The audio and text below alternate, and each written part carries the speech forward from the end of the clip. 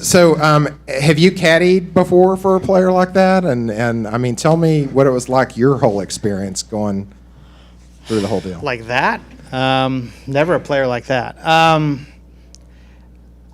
played a ton of golf. I mean, I've played professionally for a long time, so I understand what it takes to be what it is to be a good caddy. So the hardest part for me was the Peloton rides and walking the court, walking traditions with my own bag for a few weeks before I went out there with him. But I just didn't want to let him down in any way, so I was making sure I was prepared. But it's an awesome experience, and to do it with a guy that that means so much to this program and have that kind of relationship with it was definitely cool.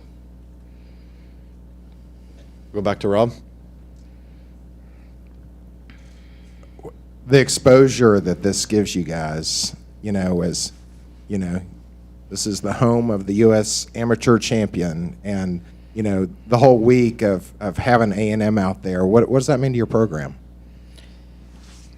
I'm not quite sure because I know it's a lot of exposure. Our program is pretty rooted in who we are and our identity, and Sam's a great example of who we are. I mean, we're a blue collar group that works hard and cares for each other, and I don't want any of that to change. So if the exposure is such that people look at it in such a positive way, that the relationships we have and the kind of players we develop, then obviously that's great. But A&M's it's a standalone place.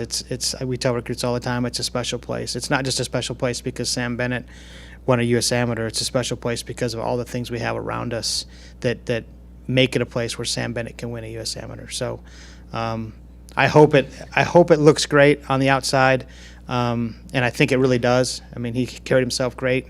Had a lot of tough questions to answer. Showed a little bravado and pride in who he was and where he came from, and if all that stuff sheds great light on who we are and what we do here at Texas A&M, then I'm very thankful and grateful for that. But our belief is in a program and as a university is, well, I feel like as a university is we are Texas A&M and we're deeply rooted in who we are, and hopefully people can see that from the outside when something like this does happen. We go front row on the right, Travis. I know we asked Sam about the way his college season ended and moving here. What did you see change? What did he work on between those two periods? And then he said he couldn't pick a favorite shot. Is there a shot throughout that you said, okay, it's on this through this? I mean, he's pretty humble, but what he would tell, I mean, he didn't play well this spring. He wasn't comfortable with how his game was this spring, and he would say that to me all the time. I mean, there was things he couldn't do that he usually can do, just that frustrated him a little bit through the spring, and he fought through a lot of stuff that he wasn't able to do the things he wanted to do on the golf course. But I think taking a step away after nationals and that last round at nationals where he shot a low round of the tournament by a few shots, and then taking kind of a step away after the Palmer Cup and relaxing and continuing just maturing so much. He's come a long way in a year and a half as far as a young man goes, and he'll admittedly say he's got a long way to go, but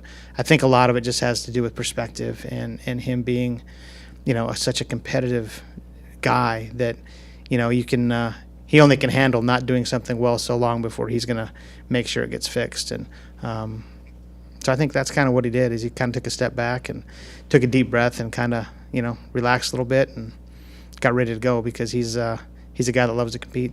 We'll go back row on the right, Ben, then we'll go to Justin. Rob kind of touched on it with Sam, but just going through all those rounds over those many days as his coach, kind of what was your message to Sam, just to kind of, manage each match? We talk about a couple real simple things, and he and I are both pretty simple guys. So our belief is his good golf is really hard to handle. So it doesn't matter who he's on the other side, who he's playing. If he plays good Sam Bennett golf, they're going to have to play great golf to beat him. So our focus remained that. And then we talk a lot about little things like less is more. And when he tries to do too much, sometimes that's when he gets behind the eight ball a little bit. And so we just constantly stayed with, let's play some good golf and hit good shots and not try to do things that we don't have to do. And we just kept putting one foot in front of the other, putting shots together. And we kept really the pressure on the other guy the whole week. He was behind for, I don't know what amounted to about 30 minutes the whole week. So it was it was a pretty impressive way to go through match play, to play the gauntlet of players he played and to be ahead basically the whole time.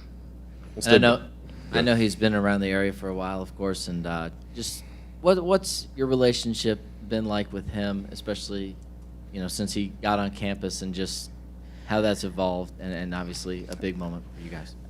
I get this question a lot, but it's our relationship is based on we're incredibly similar in our stories.